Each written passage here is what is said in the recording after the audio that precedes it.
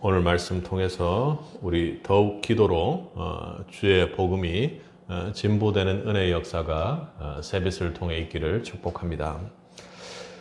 여러분, 1912년 타이타닉호가 빙산에 부딪혀서 서서히 가라앉고 있을 때 배 안의 풍경을 보면 매우 기가 막혔습니다. 배 하층부에는 이미 물이 차오르고 죽음의 공포가 들이닥쳤는데, 상층부 연회장에서는 여전히 하얀 드레스를 입고 화려하게 사람들이 샴페인을 터뜨리며 오케스트라 음악에 맞춰 춤을 추고 있었습니다. 그들은 믿었습니다. 이 배는 절대 가라앉지 않는다. 이 음악이 절대 멈출 리가 없지. 여러분, 배가 침몰하고 있는데 그 위에 터뜨리는 샴페인이 무슨 의미가 있겠습니까? 그 화려한 파티는 축제가 아니라 다가올 비극을 바라보지 못하는 집단적 최면에 걸린 이단 사이비와 같은 그런 참으로 사단 마귀가 하는 역사였을 뿐이었습니다. 진짜 비극은 죽어가는 순간에도 내가 죽고 있다는 사실을 모른 채 그렇게 웃고 있는 것이죠. 저는 목회를 시작하고 또 목사가 되고 나서 종종 타이타닉호의 연회장에 서 있는 것 같은 그런 서늘함을 이 시대를 통해서 느낍니다. 우리 한국 교회도 그렇고 한국이라는 이 시대 자체가 그런 것 같습니다. 겉으로는 뜨겁고 화려하고, 또 교회 집회를 보면 화려한 찬양팀, 또 무대를 세우고, 그리고 뭔가 쇼와 같은 그런 대단한 어떤 문화 공연 같은 것을 보는 것 같습니다.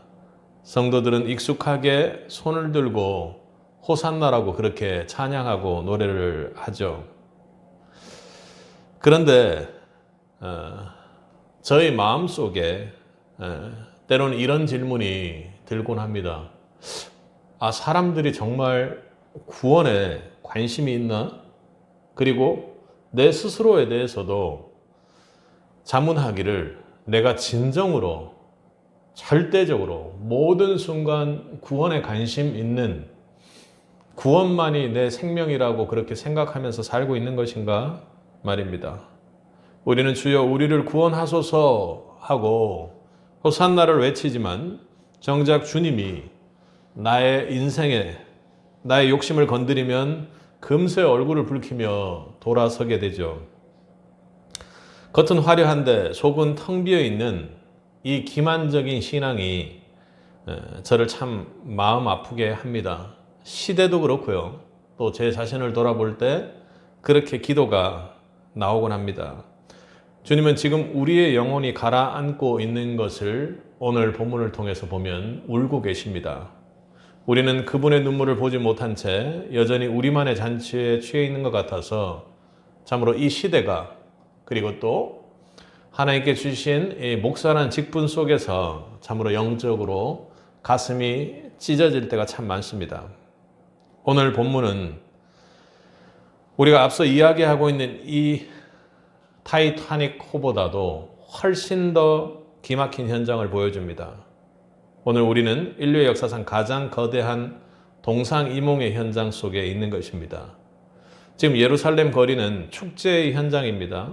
사람들은 겉옷을 던지고 종려나무 가지를 흔들며 목이 터져라 호산나를 외칩니다. 여러분, 예전에 우리 금이 환영하고 금메달 같은 게 참 올림픽 같은 데서 귀할 때 우리가 선수들 환영할 때 그 모습 생각나시죠? 그들의 눈에는 곧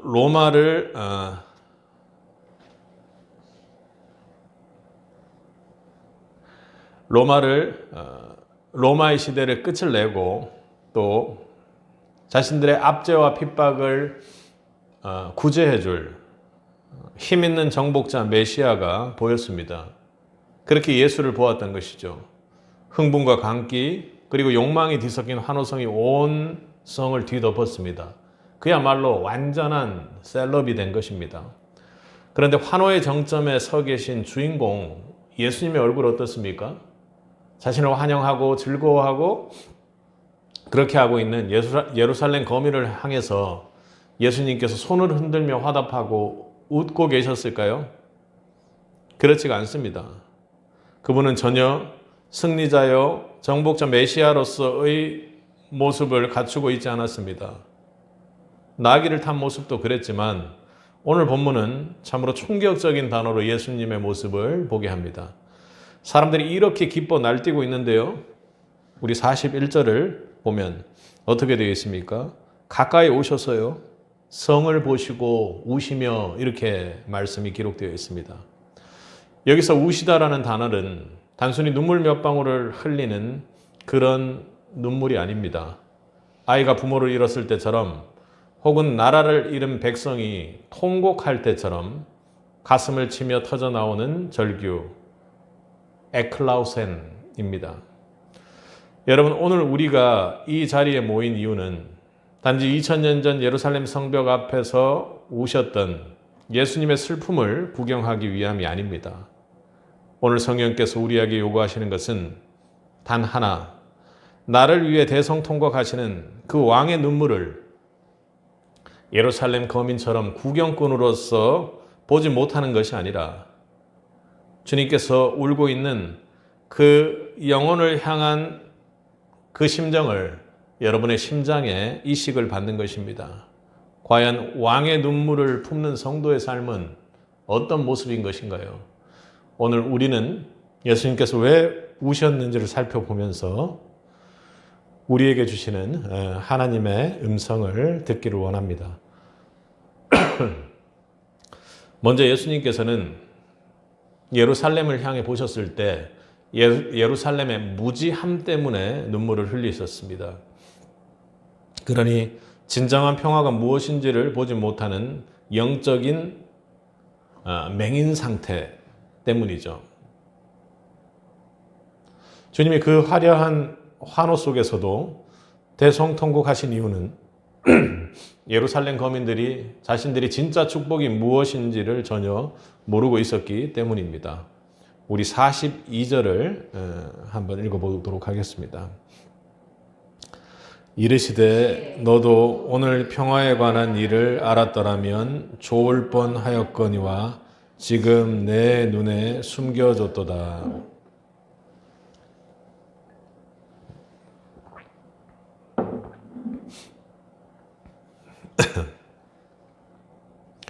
이 본문을 보면 주님의 심장을 찢어 놓은 그 통곡하게 만든 단어는 알았더라면 그리고 또 숨겨졌도다 이 구절입니다. 비극적인 대비죠. 이스라엘은 수천 년간 메시아를 기다렸고 날마다 성경을 암송했습니다. 여러분도 그런가요? 그런데 정작 평화의 왕이요, 만왕의 왕이요, 영광의 왕이라고 고백해야 하는 그 주님께서 나귀를 타고 눈앞에 나타나셨을 때 그들의 눈은 가려졌습니다. 왜일까요? 지식이 없어서가 아닙니다. 그들이 보고 싶은 것만을 보았기 때문이죠. 그들은 로마를 무너뜨릴 힘의 평화를 원했지 내 안에 죄를 무너뜨릴 십자가의 평화는 관심이 없었습니다. 십자가를 통해 하나님께서 영광받는 그 놀라운 은혜의 현장을 목도하거나 그런 것에 대한 소망이 전혀 없었던 것이죠. 내 주머니를 채워줄 평화는 환영했는데요. 내 삶을 고치라는 예수님의 삶에 대한 통치는 거부했던 것입니다. 주님이 대성통곡하신 이유는 그들이 주님을 거절했기 때문만은 아니었을 것입니다. 참으로 놀라운 것은 그들이 대체 무엇을 거절하는지조차도 모른 채 멸망을 향해 호산나를 외치며 달려가는 그들의 지독한 영적 무지 때문에 그들을 바라보니 주님께서는 너무나도 가련한 생각이 들었습니다. 여러분 그렇잖아요. 우리가 아이들을 키우면서도 아이들에게 어떻다 하고 아이들을 위해서 이야기를 해주면요. 전혀 그것을 알아듣지 못하죠. 우리도 그와 같은 삶을 살았기 때문에 우리는 인생 중에 아이들이 겪게 될 고통들을 생각하면서 이 무지한 상태에 어떻게 할 수 없다고 생각하고 기도를 하게 되죠. 주님의 심정이 그런 심정 아니었을까요? 아무리 얘기해도 전혀 알아듣지 못하고 있는 이들을 향해서 주님은 대성통곡하셨습니다. 예루살렘 거민들은 로마를 무너뜨릴 힘의 평화를 원했지, 내 안에 죄를 무너뜨리고 죄로부터 구원받고 우리가 영원한 생명에 대한 그런 영적 관심은 없었습니다. 왜 그래요? 요즘 스마트폰 알고리즘이 우리에게 보여주는 세상을 필터 버블이라고 그렇게 이야기를 한다고 합니다. 그러니 우리가 스마트폰을 통해서 뭔가를 검색하고 보고 하다 보면 어떻습니까? 자연스럽게 알고리즘으로 뜨는 게 우리가 좋아하고 관심이 있었고 검색했던 것만 모든 것이 뜨는 것입니다. 뭐 여러분들이 잘 아는 미디어 유튜브라든지 그리고 또 AI를 통해서 여러분들이 얘기를 하잖아요. 대화를 나누면 그 AI가 내가 무엇을 좋아하고 하는지를 학습해서 잘 알고 있습니다. 그래서 답을 줄 때도 내가 확증 편향적으로 갈 수 있도록 그렇게 답을 준다는 것이죠. 반대편에 대한 생각, 그리고 이 AI의 특징은 내가 이야기하거나 내가 생각하고 있는 그런 가치관과 다른 반대적인 의견을 잘 제시해 주는 경우가 없다는 것입니다. 그걸 필터 버블이라고 합니다. 내가 좋아하는 것, 내가 보고 싶은 것만을 계속 보여주어서 나만의 거품 속에 가두는 현상입니다. 당시 예루살렘 사람들도 이 욕망의 알고리즘에 갇혀 있었던 것이죠. 나는 정치적으로 구원받고 싶다. 정말 좀 잘 살아보고 싶다. 나는 이런 천민으로서 사는 이 지긋지긋한 삶을 벗어나 버리고 싶다 하고 그렇게 생각했을 것입니다. 그러니 정작 자신들이 오랫동안 그렇게 기다려왔던 말씀 암통을 통해 그리고 선지자들의 예언을 통해 오랫동안 기다려왔던 만왕의 왕 되시는 평화왕 예수가 눈앞에 오셨는데도 그들의 영적 알고리즘에는 전혀 보이지를 않았던 것입니다. 왕의 눈물을 품는 성도는 이렇게 내가 가지고 있는 그 취향의 필터를 깨어버리고 주님이 울고 계신 그 주님, 너무나도 우리의 영혼을 위해 울고 계신 그 주님을 직면하는 사람들입니다. 그러니 왕의 눈물을 품은 사람들은요, 예수님의 눈물을 아는 사람들은요, 주님이 왜 울고 계실까 하고 그 주님을 기도 속에서 깊이 만나는 사람들입니다. 물론 인간의 말로 다 할 수는 없지만 그 울고 계신 그 주님을 만났을 때 우리의 영적 변화는 성령께서 반드시 이끄시는 대로 갈 것입니다. 사랑하는 성도 여러분, 왕의 눈물을 품는 성도는 내가 보고 싶은 것만 보는 영적 맹목에서 벗어나는 사람입니다. 그러니까 내 사업, 내 자녀, 내 성공, 내 일이라는 욕망의 안경을 벗어버리고 내가 만난 주님, 그 눈물을 흘리고 있는 주님이 왜 눈물을 흘리는지에 대한 답을 가지고 세상을 바라보게 되는 것이죠. 내 욕망의 안경을 벗고 주님의 눈물을 정면으로 마주할 때 우리는 참 구원의 예수 그리스도를 만나게 될 것입니다. 그러니 지금 주님의 눈물을 닦아드릴 수 있는 가장 우리 첫 번째 할 수 있는 것은요, 주님 앞에 참으로 구원자가 당신입니다 하고 하는 은혜의 고백이 일어날 정도로 여러분들이 주님을 깊이 만나는 것입니다. 여러분에게 모든 영적인 필터 버블을 완전히 깨어버리는, 그래서 주님을 깊이 만나는 은혜의 역사가 있기를 바랍니다. 주님께서 두 번째로 이렇게 통곡하고 우셨던 이유는 예루살렘 거민들의 영적인 실상 때문이었습니다. 그들은 자신들이 사단의 결박에 빠져서 결국에는 멸망의 길로 가고 있다는 것을 전혀 알지 못하고 있었다는 것이죠. 무지한 것도 무지한 건데 이건 무지한 상태가 지속되다 보니 결국에는 그들이 가는 길을 전혀 알지 못하고 있다는 겁니다.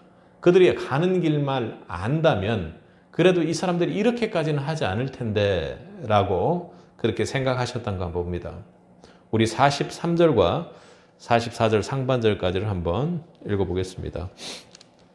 날이 이를지라 내 원수들이 토둔을 쌓고 너를 둘러 사면으로 가두고 또 너와 및 그 가운데 있는 내 자식들을 땅에 맺히며 돌 하나도 돌 위에 남기지 아니하리니.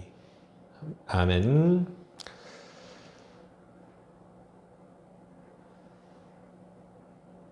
예수님은 찬란한 돌덩이 같은 성벽 뒤에 숨겨진 참혹한 그들의 종말을 보셨기 때문에 우셨습니다. 지금 예루살렘이 의지하고 있는 그 세상의 성벽이 사단이 쳐놓은 덫이며 결국에는 모래성이 무너지는 것처럼 완전히 무너질 것을 보셨기 때문에 그렇습니다. 주님은 마치 눈앞에서 후의 일들을 생중계하듯이 그렇게 묘사를 하셨던 것입니다. 내 원수들이 토둔을 쌓고 너를 둘러 사면으로 가두고 또 너와 내 자식과 그 가족을 향해서 돌 하나도 돌 위에 남기지 않고 완전히 무너지도록 그렇게 할 것이라고 얘기를 하고 계셨죠. 이 말씀이 예수님께서 이 말씀을 하고 울고 계실 때 예루살렘 성벽은 그 어느 때보다 사실은 견고했습니다. 헤롯이 지은 성전은 황금빛으로 번쩍였고 유대인들은 이 성은 하나님의 성이고 절대로 무너지지 않을 것이라고 그렇게 무언가 세상의 위험 앞에 몹쓸 거짓과도 같은 경외감을 가졌던 것이죠. 철석같이 그렇게 믿었습니다. 그런데 그 주님은 그 찬란한 성벽들 너머로 사단에게 장악당해 죄의 종로로 타다가 결국에는 로마 군대에 의해 성벽이 무너지고 자식들이 죽어나가는 비극적인 그 영적인 실상을, 예루살렘의 실상을 보고 계셨던 것입니다. 주님은 지금 호산나를 외치며 자기를 왕으로 삼으려는 자들이 불과 몇십 년 뒤 그 성벽 아래서 비명을 지르며 죽어갈 것을 보셨기에 가슴을 쥐어짜며 통곡하셨던 것입니다. 그러니 그들의 영적 상태가 사단에게 이끌려 결국 저 지옥불로 끌려갈 수밖에 없는 영적 상태, 전혀 진정한 구원자가 무엇이고 그리고 그런 것에 전혀 관심이 없으며 완전히 사단의 결박에 붙잡혀 있는 예루살렘 거민을 봤을 때 예수님의 심정은 너무나도 통곡하고 싶었을 것입니다. 예루살렘의 성벽은 견고했습니다. 성전은 황금빛으로 번쩍였습니다. 유대인들은 여전히 이 성벽은 절대로 무너지지 않는다라는 세상적인 가짜 성벽 앞에서 그들이 붙잡고 있는 것, 그것을 계속해서 쟁취할 수 있도록 예수님이 필요했던 것입니다. 그런데 주님은 그 찬란한 돌덩이들 너머로 결국에는 무너져 내릴 비극적인 영적 실상을 보고 계셨던 것이죠. 이것은 마치 철거를 위해서 시한폭탄을 설치해 놓은 건물 속에서 자신의 자식들이 매우 즐겁게 웃으며 그리고 소리를 치며 놀고 있는 모습을 부모가 봤을 때의 심정이 그렇지 않을까요? 우리는 그 속에서 즐겁게 또는 그 안에서도 화려함을 느끼면서 평생을 바칩니다. 그런데 주님은 그 화려한 성벽이 곧 철거될 가짜임을 보셨기에 통곡하셨던 것입니다. 사랑하는 성도 여러분, 왕의 눈물을 품는 성도는 무너질 성벽 위에 인생의 집을 짓지 않습니다. 사단의 결박에 갇힌 그 눈으로 바라보지 않는다는 것이죠. 여러분, 사단의 결박이 얼마나 무섭습니까? 이 나라를 보면 참으로 당황스럽게도 이 나라가 참으로 거짓의 영에 사로잡혀 있습니다. 거짓의 영의 특징은요, 무섭습니다. 화려해 보이고 위대해 보이고 그렇습니다. 여러분, 사람들이 인생 중에서 돈을 많이 벌어서 왜 돈을 많이 법니까? 이렇게 표현하면 좀 극단적이겠지만 갑질하려고, 그 돈을 통해서 가진 힘을 한번 써보려고요. 그런데 저는 그것도 거짓의 영에 사로잡혀 있는 거라고 생각을 합니다. 왜냐하면 그 돈이 주는 그 힘을 무서운 힘이요, 진짜 힘이라고 생각하는 사람들의 영적인 실상 때문에 그렇다라는 것이죠. 우리나라가 그렇지 않습니까? 완전히 거짓의 영에 사로잡혀서 정치권도, 지도자들도, 그리고 재계도 모든 것이, 다만 우리 인생 중에 민간에 있는 우리 성도와도 같은 사람들, 또 그리고 아주 열심으로 그냥 일상적으로 직장 다니는 사람들, 그런 사람들에게는 도덕적이고 깨끗하고 정직한 것이 매우 발을 붙이고 있는데, 오히려 세상의 성벽과도 같은 지금 예루살렘 성곽과 같이 그렇게 지도자들과 리더와 나라와 심지어는 민주주의를 상징하는 선거까지도 모든 속에서 거짓의 영이 이 나라를 사로잡고 있습니다. 참으로 안타까운 일이죠. 여러분 어떻게 해야 됩니까?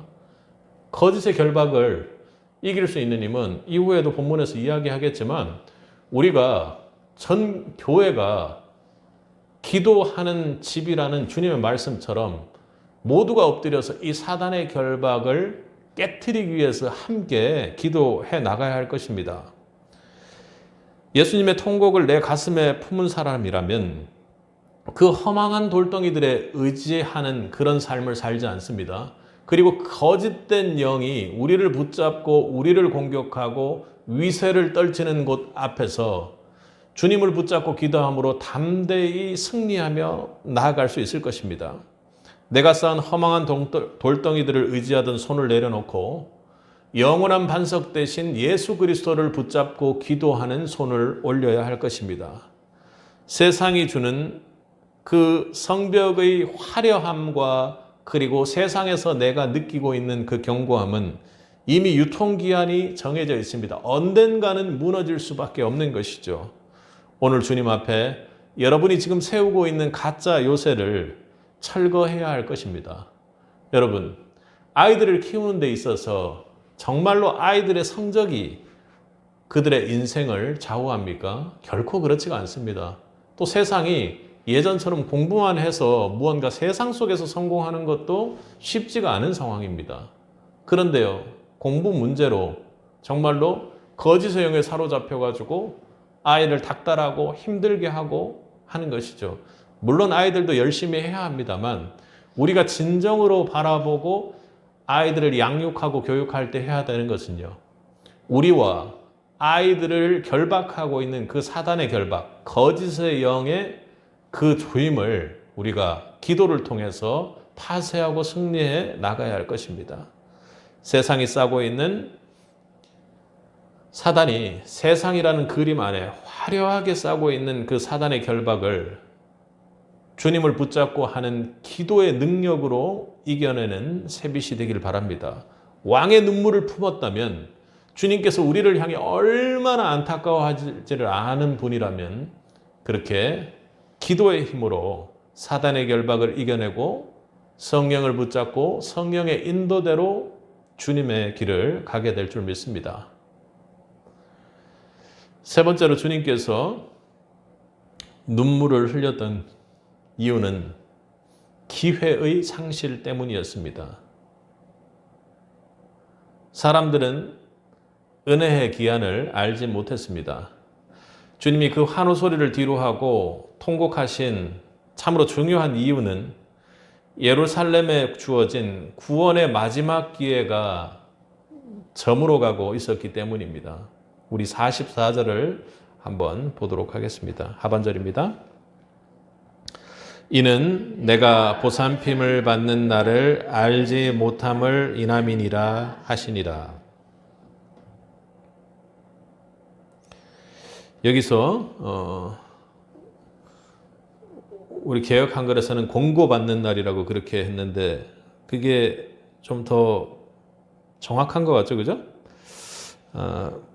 보살핌을 받는 날, 그러니까 심판을 받는 날을 알지 못함이니라, 이렇게 이야기합니다.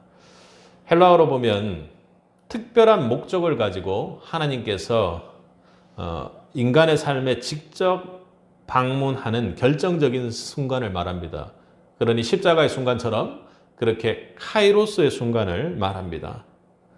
평화의 왕이시고 만왕의 왕이신 예수님이 직접 예루살렘 곁을 찾아오셔서 손을 내미신, 그러니까 마지막 골든타임을 예루살렘은 무관심과 거부, 그리고 사단의 결박에 크게 잡혀가지고 전혀 모르는 상태로 그렇게 지나가고 있는 것입니다. 주님은 지금 그 기회의 문이 닫힌 후 닥칠 처참한 상실의 고통을 바라보시며 미리 우시는 것입니다. 주님이 대성통곡하신 마지막 이유가 예루살렘에 주어진 구원에 대한 마지막 기회, 그것이 끝나가고 있다는 것 때문에 참으로 참담했던 것입니다. 그러니 주님께서 직접 방문한 이때 여러분 생각해 보십시오. 우리가 만약 예수님을 믿고 영원이라는 구원의 문을 열고 가는 성도인데요, 예수님을 직접 만나는 은혜의 역사가 우리 인생 중에 있었다면, 그거 모르고 지나간다면 어떻게 했습니까? 아쉬움이라는 말로 그렇게 얘기할 수 없는 것이겠죠. 결정적인 골든타임을 이야기합니다.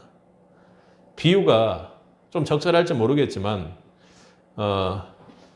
해외에 가거나 비행기를 타면 공항에서 쇼핑에 정신이 팔려 있으면 마지막 안내 방송이 들립니다. 그걸 공항 직원들은 라스트 콜이라고 그렇게 이야기를 한다고 합니다. 탑승구가 닫히기 직전에 절박한 호출이죠. 지금 타지 않으면 그냥 문 닫고 난 가버린다, 이런 얘기입니다. 이 소리를 놓치면 비행기는 떠나고 목적지에 거기에 타야 하는 승객은 결코 갈 수가 없는 것이죠.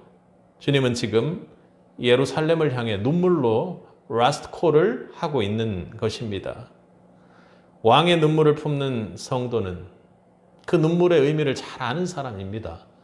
그러니까 마지막으로 이제 곧 문 닫히기 전에 내 자녀, 내 사랑하는 자녀, 내 목숨을 내어주어도 아깝지 않은 그 자녀가 결국에는 영원의 문으로 갈 수 없는 상황에 되어 있다고 한다면 주님께서 심정이 어떻겠습니까? 그러니 왕의 눈물을 품는 성도는 주님의 그 마지막 호출을 그렇게 경홀히 여기지 않는 자입니다. 나중에 잘 믿겠습니다라는 말은 무엇입니까? 그게 바로 사단의 결박이에요. 나중에 잘 믿겠습니다라는 말은 마귀가 우리 영혼을 사냥할 때 쓰는 가장 강력한 마취총입니다. 주님이 여러분의 마음을 두드리는 오늘이 바로 구원의 날이요, 구원의 감격이 이어지는 날이라는 것을 기억하십시오. 배가 가라앉는다는 경고를 들었을 때, 구명보트에 올라탈 기회가 아직 있을 때 주님의 눈물 젖은 손을 붙잡기 바랍니다. 오늘 주님 앞에 여러분의 완악함을 내려놓아야 합니다. 그러니 기회를 놓친 상실의 눈물이 아니라 계속 이어지는 구원의 감격이 여러분의 삶을 덮을 수 있도록 만들어야 하는 것이죠. 앞서 이야기한 타이타닉호가 왜 비극입니까, 여러분? 가장 비극적인 게 뭐예요? 배가 가라앉고 있다는 그 경고를 들었는데도 구명보트에 올라탈 기회가 있었음에도 춤추는 소리에 취해 그 시간을 놓쳐버렸기 때문입니다. 우리가 여러 가지 그 배로 인한 참사 때도 마찬가지였잖아요. 가장 안타까운 점이 무엇이었습니까? 분명히 배가 가라앉고 그렇게 살아날 수 있는 기회가 있었음에도 불구하고 잘못된 판단 때문에, 잘못된 생각 때문에 결국에는 아까운 생명을 잃게 되었던 것이죠. 오늘 이 예배의 시간이 여러분 인생에서 주님을 붙잡는 마지막 기회의 시간이 될지도 모른다라는 그런 심정으로 항상 신앙생활을 하셔야 하는 것입니다. 기회가 아직 있을 때 주님의 눈물 젖은 손을 붙잡을 수 있길 바랍니다. 내일로 미루지 마시기 바랍니다. 오늘 주님 앞에 여러분의 완악함을 내려놓을 때 여러분은 기회를 잃어버린 상실의 눈물, 그것으로 여러분의 마지막을 덮는 자가 아니라 구원의 감격이 이어지는 영원한 생명의 길로 여러분을 이끌고 갈 수 있을 것입니다.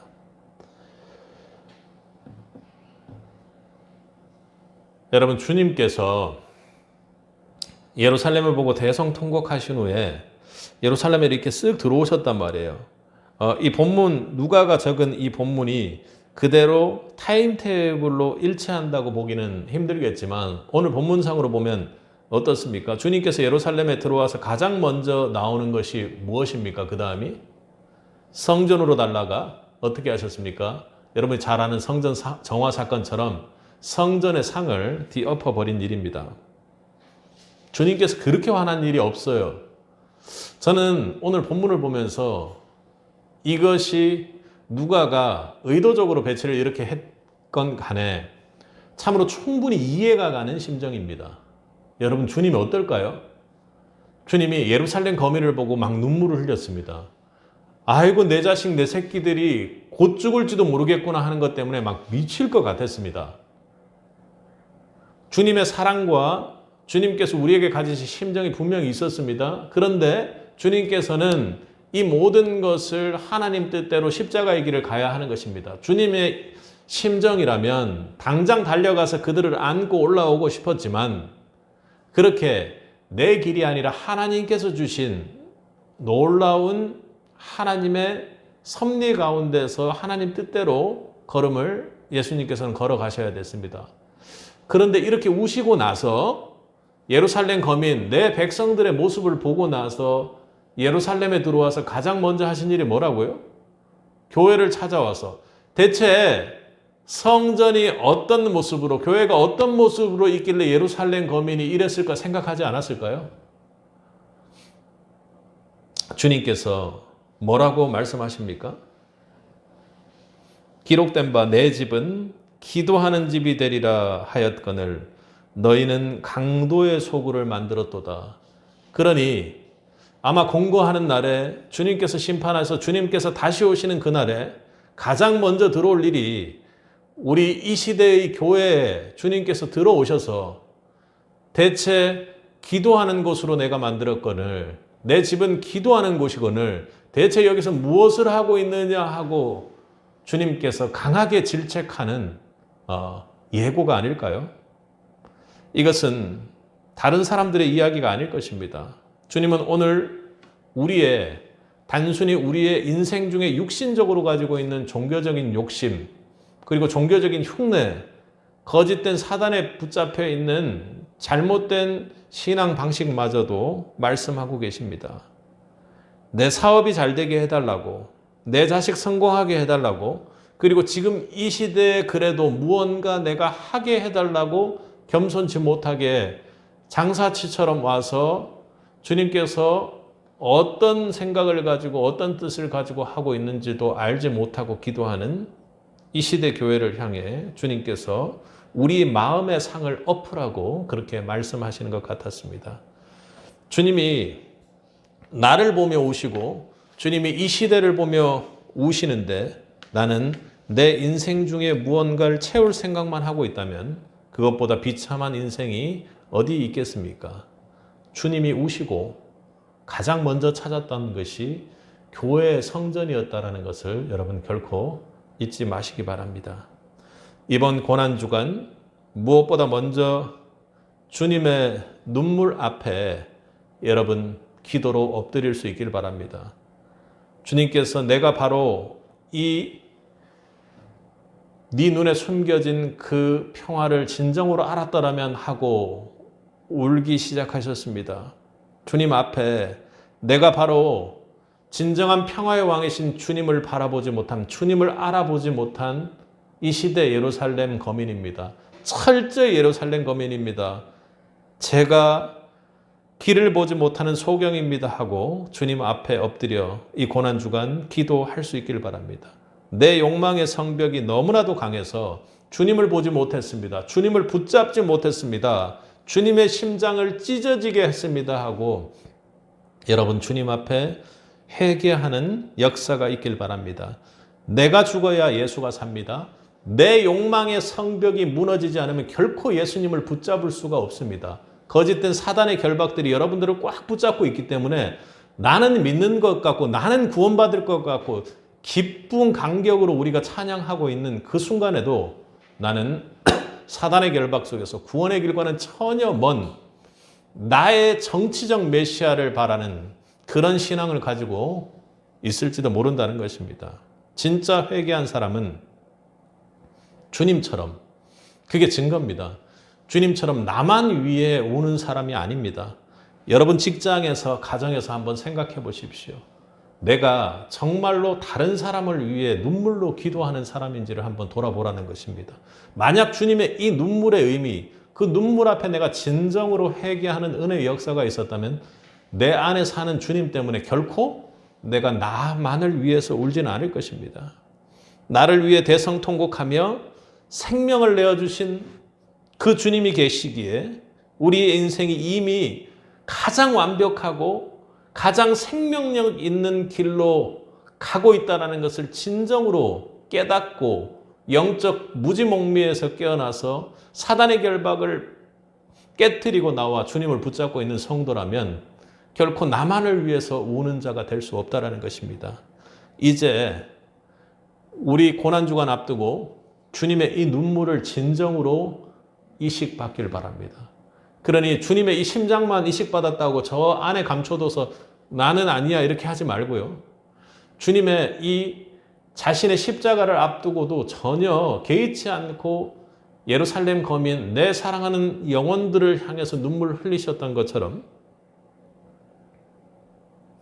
그게 우리의 눈물이 되기를 원합니다.